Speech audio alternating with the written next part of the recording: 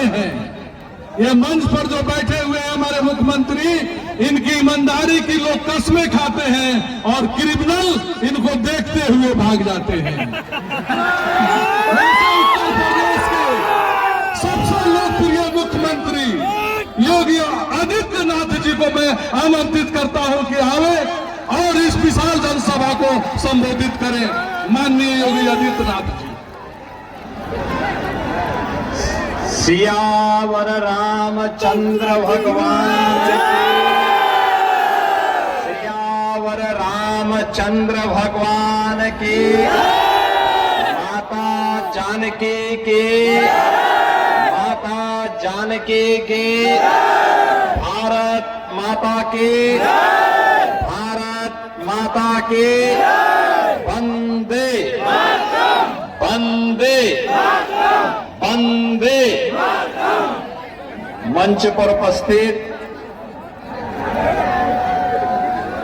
पश्चिमी चंपारण के माननीय सांसद, भारतीय जनता पार्टी के बिहार के पूर्व अध्यक्ष डॉक्टर संजय जायसवाल जी, केंद्रीय मंत्री श्री कमलेश पासवान जी, उत्तर प्रदेश सरकार में मंत्रिमंडल के मेरे सहयोगी श्री दयाशंकर मिश्रा जी, डॉक्टर सोमेंद्र तोमर जी, भारतीय जनता पार्टी के जिलाध्यक्ष श्री रूपक कुमार श्रीवास्तव जी, जिलाध्यक्ष जेडीयू श्री शत्रुघ्न प्रसाद कुशवाहा जी, जिलाध्यक्ष आरएलएम शैलेश कुशवाहा जी, पूर्व प्रत्याशी बेतिया राणा विजय सिंह जी, विधानसभा संयोजक सुशील कुमार जायसवाल जी, प्रदेश कार्य समिति सदस्य विजय रंजन ठाकुर जी, प्रदेश सह संयोजक अति पिछड़ा मोर्चा संतोष कुमार जी, जिला उपाध्यक्ष रवि सिंह जी और लोकप्रिय नेता एनडीए के प्रत्याशी पूर्व डिप्टी सीएम श्रीमती रेणु देवी जी और भारी संख्या में बेतिया विधानसभा क्षेत्र से जुड़े हुए सभी मेरे उपस्थित बहन और भाइयों,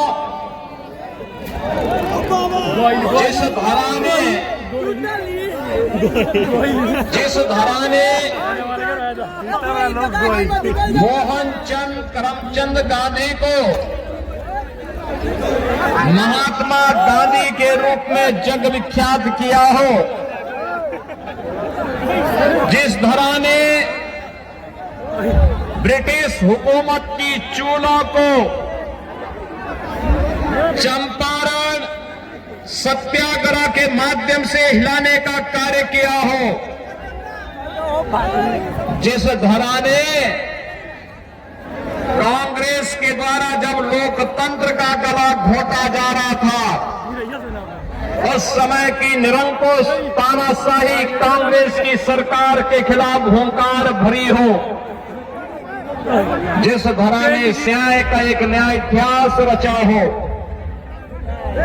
जिस तरह में माता जानकी ने जन्म साक्षात लक्ष्मी का अवतार बनकर के लोक कल्याण का मार्ग प्रशस्त किया हो, ऐसी पावन धरा को कोटि कोटि नमन करते हुए मैं आप सबका हृदय से अभिनंदन करता हूं।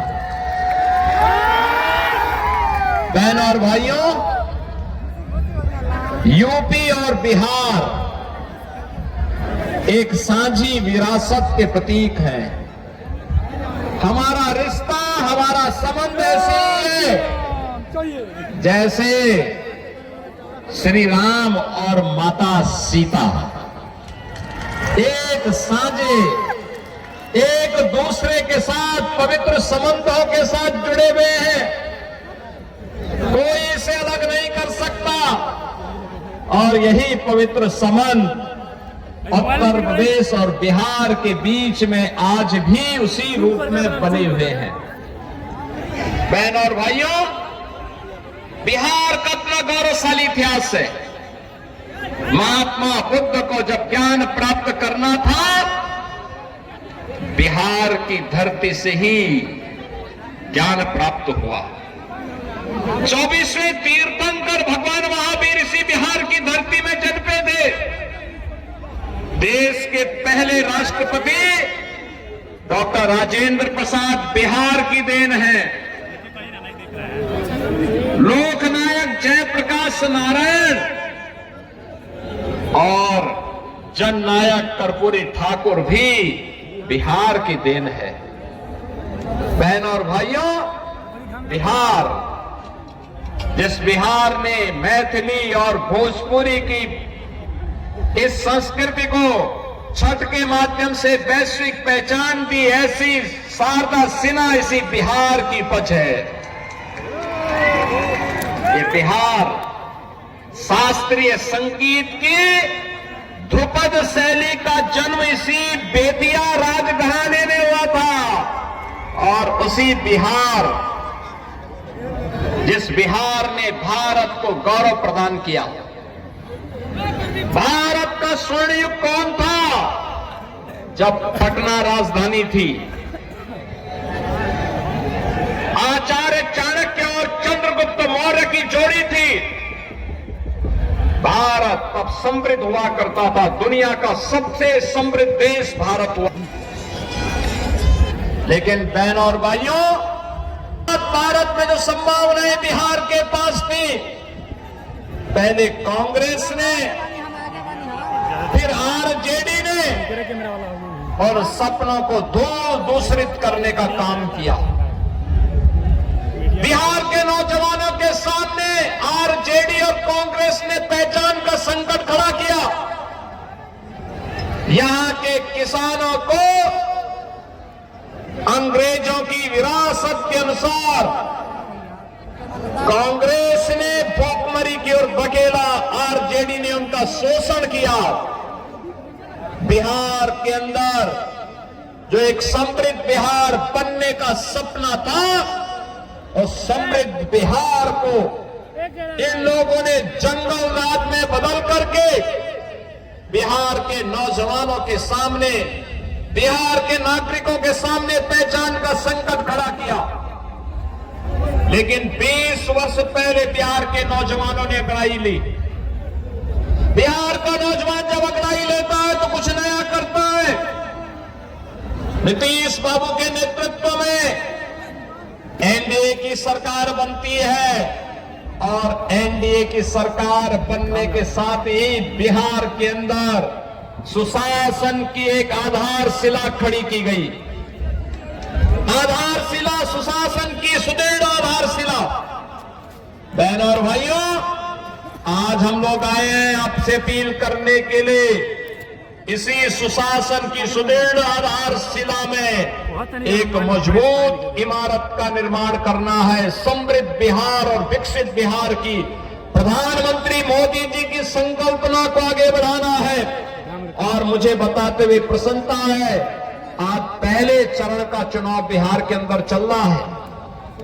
121 विधानसभा में वोटिंग हो रही है। बिहार का नौजवान, बिहार का किसान, बिहार का श्रमिक, बिहार की माताएं बहनें झोंक करके एनडीए को वोट देती हुई दिखाई दे रही है। और रुझान बताता है कि जब 14 नवंबर को परिणाम आएंगे तो फिर एक बार एनडीए सरकार का नारा बुलंद हो जाएगा बिहार के अंदर। और इसीलिए मैं आपसे अपील करने के लिए आया हूं। बहनों और भाइयों, बिहार मां जानकी का जन्मस्थली,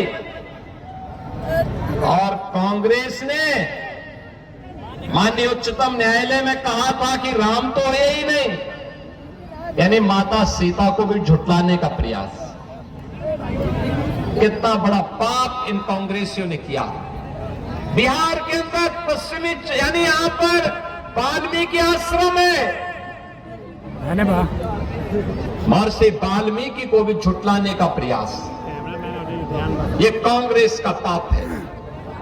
कांग्रेस भारत की विरासत का अपमान करती है, भारत की आस्था का अपमान करती है, और इसलिए उसने उच्चतम न्यायालय में शपथ पत्र दिया, राम हुए ही नहीं, कृष्ण हुए ही नहीं।